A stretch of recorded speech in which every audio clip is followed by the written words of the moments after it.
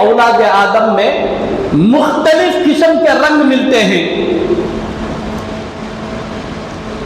بہرحال فرشتوں نے کعبۃ اللہ کی تعمیر فرمائی اور اس کے بعد حضرت آدم علیہ السلام کو دنیا میں اتارا۔ دنیا میں کیوں اترے؟ ایک بڑا واقعہ، جنت میں تھے، وہاں سے پھر دنیا کے اندر آئے کہ اس کے الگ تفصیل ہے۔ آدم علیہ السلام زمین پر آئے۔ جس وقت آدم علیہ السلام دنیا پر آئے، پہلا جو کام سپرد تھا کرنے کا، وہ کام یہی تھا، آدم علیہ السلام کو حکم ہوا کہ آدم میرے گھر کی تعمیر کرو، کعبۃ اللہ کی تعمیر کرو۔ آدم علیہ السلام دنیا میں آئے، اللہ کا حکم آ رہا ہے کعبے کی تعمیر کرو۔ حضرت آدم علیہ السلام نے فرمایا یا اللہ کہاں تعمیر کروں؟ زمین کے کون سے حصے پر تعمیر کروں؟ کہاں تعمیر کروں؟ اللہ تبارک و تعالیٰ نے نشاندہی فرمائی، جاؤ، پہلے سے میں نے ملائکہ کو بھیج کر وہاں پر ایک ٹیلے کی شکل میں کچھ کھڑا کر دیا ہے، وہی جگہ ہے جہاں آپ کو کعبۃ اللہ کی تعمیر کرنی ہے۔ دیکھتے نہیں حج اور عمرہ کو ایک بار ایک آدمی جا کے آگا تو بار بار کھینچتا ہے، نہیں، اور ایک بار جانا اور ایک بار جانا۔ اس کی وجہ کیا بولا؟ وہ ہے میگنیٹ پاور ہے۔ انسان کی جو تخلیق جس مٹی سے ہوئی ہے، وہ مٹی انسان کو اپنی طرف کھینچتی ہے۔ کعبۃ اللہ کی جو سرزمین ہے، اس سرزمین کی مٹی سے اللہ نے میرے اور آپ کے ابا جد امجد حضرت ابراہیم، حضرت آدم علیہ السلام کو تخلیق فرمایا تھا، تو یہ مٹی کا عنصر ہے جو کھینچتی ہے وہاں پر۔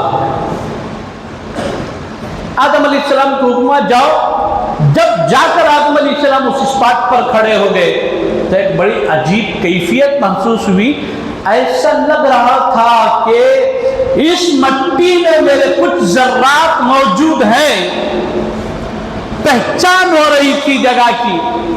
اللہ کا حکم تھا، حضرت آدم علیہ السلام نے کعبۃ اللہ کی تعمیر فرمائی۔ کیسے تعمیر فرمائی؟ ایک گڈھا تھا، کچھ کھود کر گڑھا بنا کر وہاں کچھ پتھر رکھ کر اس کے اوپر ایک چھوٹی چھوٹی دیواروں کی طرح بنا کر بہت ہی مختصر، بہت چھت دروازہ آج جیسا زبردست ڈیکوریشن ہے، اس طرح نہیں تھا۔ 4 پتھرے رکھ دیے گئے گول رکھ کر، پھر وہاں یہ اسی طرح کی کیفیت میں بنا دیا گیا تھا۔ یہ بنیاد تھی وہاں پر، کعبے کی فاؤنڈیشن تھے۔ آدم علیہ السلام کو حکم ہوا کہ ادھر منہ کر کے نماز پڑھو۔ ایک طریقہ بتا دیا گیا کہ اللہ کی عبادت کرو۔ اب حضرت آدم علیہ السلام عبادت کر رہے ہیں۔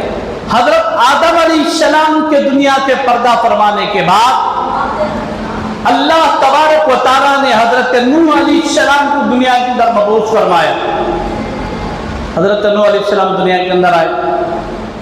علماء نے لکھا ہے کتابوں میں تقریباً لگ بھگ 950 سال سے بھی زائد عرصہ حضرت نوح علیہ السلام نے لوگوں کو اللہ کی طرف بلایا ہے۔ جب لوگ انکار کرتے چلے گئے ماننے سے، پھر اللہ کا حکم ہوا نوح یہ کشتی تیار کرو۔ کشتی تیار ہوئی، اللہ نے فرمایا فرمانبرداروں کو اس کشتی کے اندر بٹھا دو۔ حضرت نوح علیہ السلام نے اللہ کے فرمانبردار بندوں کو اس کشتی کے اندر سوار فرمایا۔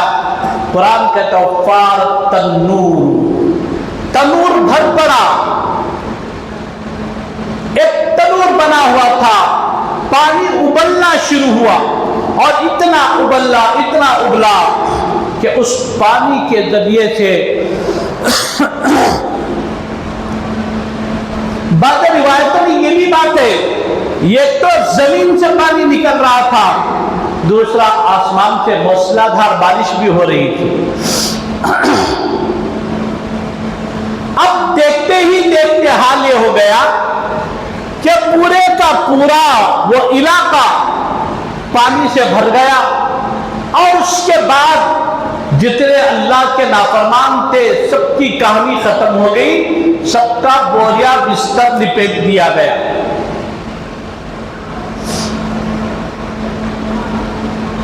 کشتی جا کر جودی پہاڑ پر رکی۔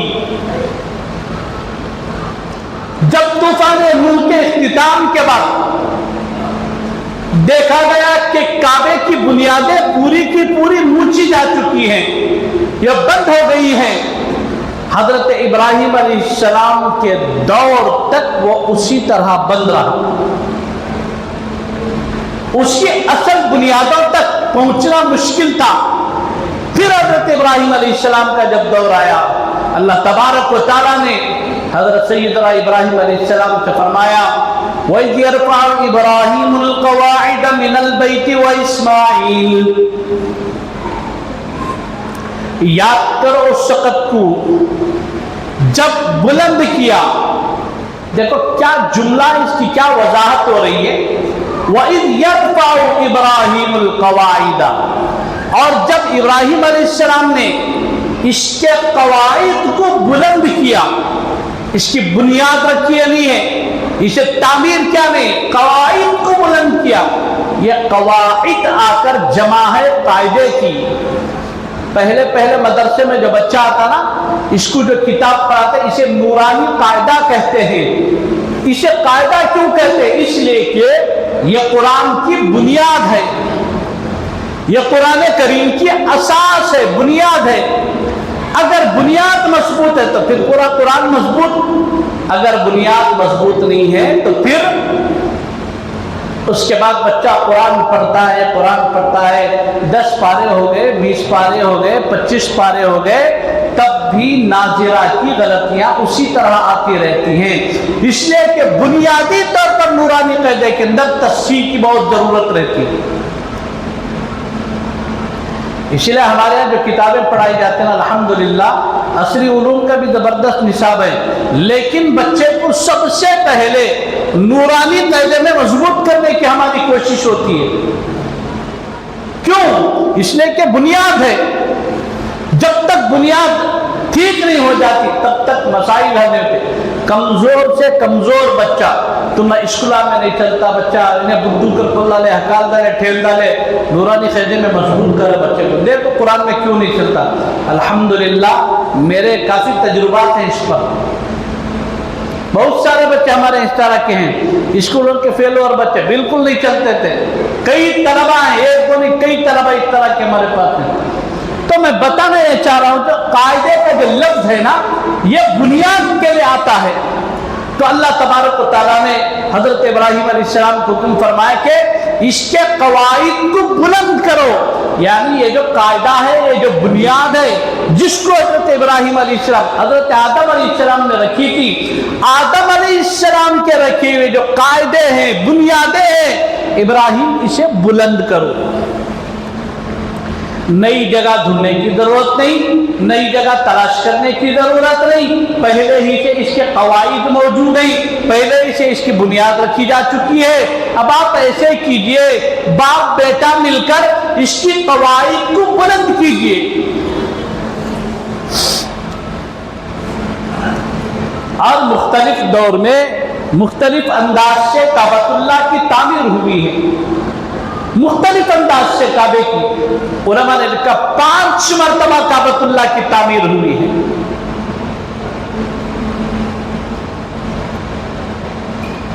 کعبے کی تعمیر کا مقصد کیا ہے؟ دنیا کی پہلی مسجد ہے یہ کعبۃ اللہ ہے نا، یہ اللہ کا گھر، یہ دنیا کی پہلی مسجد، اسے ام المساجد کہتے ہیں۔ کعبے کا جو حصہ ہے نا، اس کے آگے جو پھیلا ہوا حصہ ہے اسے مسجد الحرام کہتے ہیں۔ اتنا خوبصورت منظر، اتنا زبردست منظر ہے کہ مسجد الحرام میں انسان بیٹھ گیا تو لگتا ہے کہ میں جنت میں بیٹھا ہوا ہوں۔ بہت پرکشش جگہ ہے، بڑی عجیب جگہ ہے، بہت ہی پرسکون جگہ ہے۔ اللہ تبارک و تعالیٰ نے اس جگہ کو بڑی امن اور عافیت والی جگہ بنایا ہے۔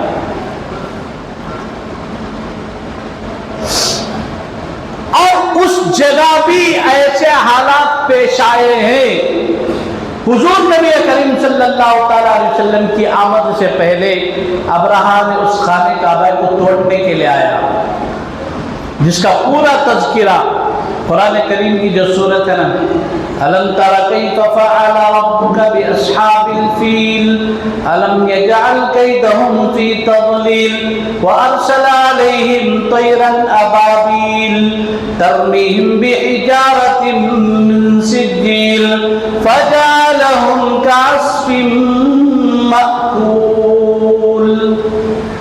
یہ پوری سورت کے اندر اس کا تذکرہ ہے۔ اللہ کے گھر تعمیر ہوئے ہیں، حالات آئے ہیں، بیت المقدس تعمیر ہوا، حالات نہیں۔ اسی زمانے سے ہندوستان کے اندر ایک دور ایسا گزرا، دہریوں کا دور، ملحدوں کا دور گزرا ہے۔ تفسیر فتح العزیز حضرت شاہ ولی اللہ صاحب نور اللہ مرقدہ کے صاحبزادے حضرت شاہ عبدالعزیز صاحب نور اللہ مرقدہ بہت بڑے محدث گزرے ہیں۔ ہندوستان کی سرزمین پر کسی بھی طبقے سے تعلق رکھنے والے عالم ہوں، مکتبہ فکر دیوبند، مکتبہ فکر بریلوی، مکتبہ فکر سلفی اہل حدیث، کسی بھی مکتبہ فکر سے تعلق رکھنے والے علماء ہوں، ان کا علم حدیث کا جو عین نصب ہے، جو شجرہ ہے، وہ وہاں جا کر رک جاتا ہے شاہ ولی اللہ تک۔ اس لیے کہ سرزمین ہندوستان پر مدینہ طیبہ کی سرزمین سے حدیث لانے والی وہی شخصیت تھی۔ ان کے بیٹوں میں سے ایک بیٹے کا نام حضرت شاہ عبدالعزیز محدث دہلوی نور اللہ مرقدہ۔ یہ ایسا دور ہے حضرت شاہ صاحب کا دور، اس دور کے اندر دہریوں کا بہت بڑا زور رہا۔ عجیب عجیب قسم کے پاگل کھڑے ہو گئے، کسی نے قرآن کا انکار کر دیا، کسی نے اسلام پر اعتراض کر دی، کسی نے اللہ کی ذات پر اعتراض کر دیا، کسی نے رسول اللہ صلی اللہ علیہ وسلم کی شان اقدس میں گستاخی کر دی۔ مختلف قسم کے پاگل کھڑے ہو گئے تھے۔ اب ان بیوقوفوں کو، ان پاگلوں کو فیس کرنے کے لیے اسی طرح کا عالم ہونا تھا۔ اللہ تبارک و تعالیٰ نے اس وقت حضرت شاہ صاحب کو کھڑا کیا۔ یہ دیکھو دنیا کا دستور، یہ اسلام کبھی ختم نہیں ہوتا اور مسلمان کبھی ختم نہیں ہوتا۔ دو باتیں ذہن میں رکھو، اسلام کبھی ختم نہیں ہوتا دنیا سے، اور مسلمان کبھی ختم نہیں ہوتا۔ حالات آتے ہیں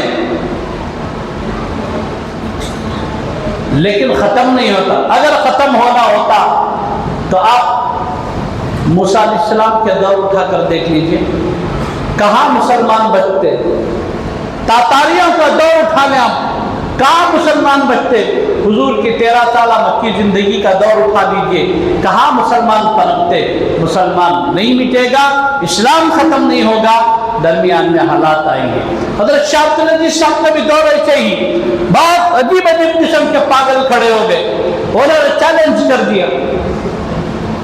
تو اس زمانے میں ایک بہت بڑا دہریہ ایک پنڈت تھا، اس کا چیلنج، تمہارے مساجد دیکھو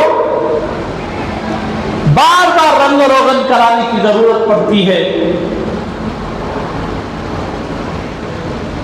اور ہمارے مندر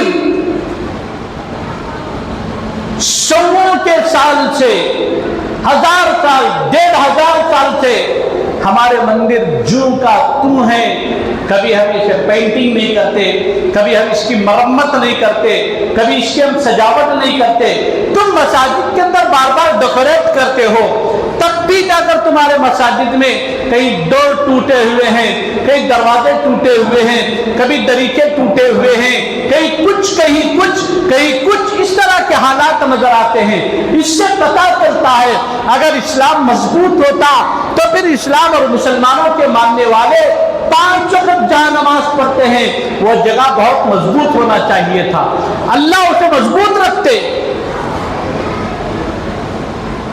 और देखो मंदिरों के अंदर पूजा होती है, पाठ होती है, जाप होती है, तपस्या होती है, सब कुछ होता है, लेकिन मंदिर जूं के तू खड़े हुए रहते हैं। कभी इसे डेकोरेट करने की जरूरत नहीं पड़ती, कभी इसे रंग रोगन करने की जरूरत नहीं पड़ती, लेकिन मसाजिद में सब जरूरत पड़ती है।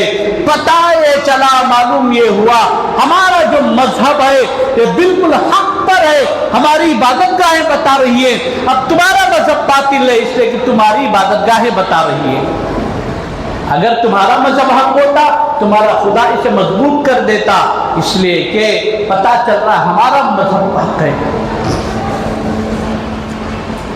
यही सवाल उस जमाने के कई उलमा के सामने चैलेंज के तौर पर आ गया।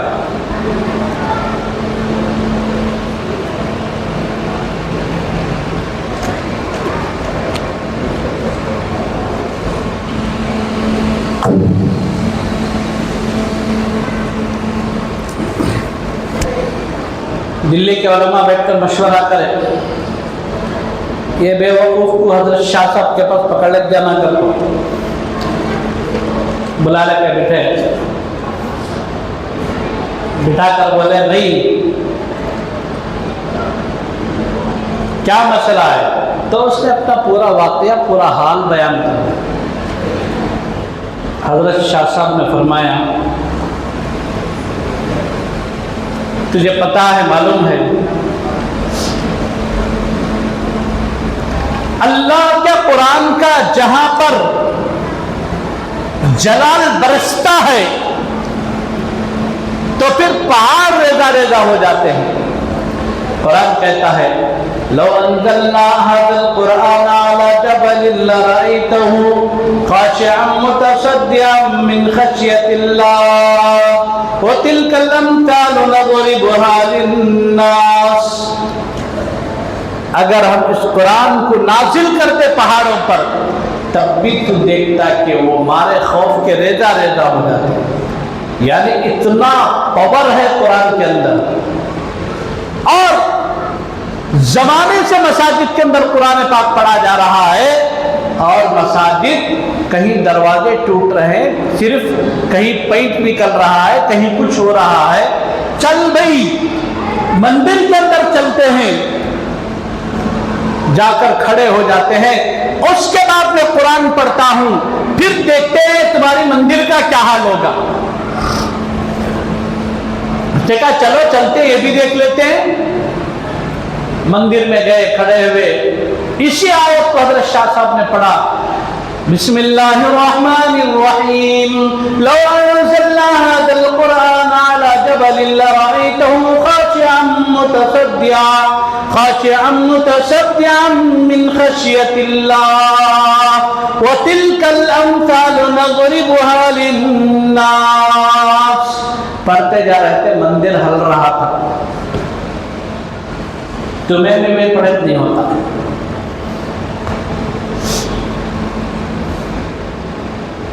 होता है क्यों नहीं होता? हमारे पास वो गच्शिश नहीं है, वो तक़वा होना, वो तहारत होना, वो कामिल यकीन होना। मंदिर में खड़े हो गए, अल्लाह की तरफ मुतवज्जे हुए, फरमाया अल्लाह तेरे इस्लाम की हक़ानियत को साबित करने जा रहा हूँ, तेरे कुरान की बरकत और इसकी जो कुव्वत है इसकी एक हल्की झलक इधर दिखा अल्लाह। और नियत पाक थी, इखलास था, जिंदगी में तक़वा था, तहारत थी, परहेजगारी थी। एक नजर अल्लाह की तरफ उठती तो फिर अल्लाह की नजरें करम होती, फिर अल्लाह भी इनकी बात पर लब्बैक कहकर इनके काम को पूरा कर देते थे। इस्लाम की हक़ानियत को साबित करना मकसूद था।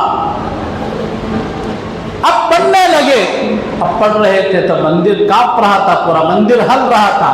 اب جگہ جگہ سے جتنے پتھر کے صنم نصب تھے، ان کے دیوی دیوتا نصب تھے، لگائے ہوئے تھے، سب دھڑام دھڑوم سے گر رہے تھے، دھڑنے سے ایک دوسرے کے اوپر گر رہے تھے، کہیں سے وہاں ٹوٹ رہا ہے، کہیں سے ادھر ٹوٹ رہا ہے۔ اس نے حضرت شاہ صاحب کے منہ پر ہاتھ رکھ دی، کہا شاہ صاحب میں ہار گیا اور آپ جیت گئے، مجھے نہیں معلوم تھا، میں نے سمجھا اتنے لوگوں کے پاس جب میں گیا مسئلہ حل نہیں ہوا تو میں بھی آپ کو دیگر لوگوں کی طرح سمجھا۔ واقعتاً آپ نے اللہ کے کلام کے ذریعے سے اللہ کے دین کی عظمت کو ثابت کر دیا۔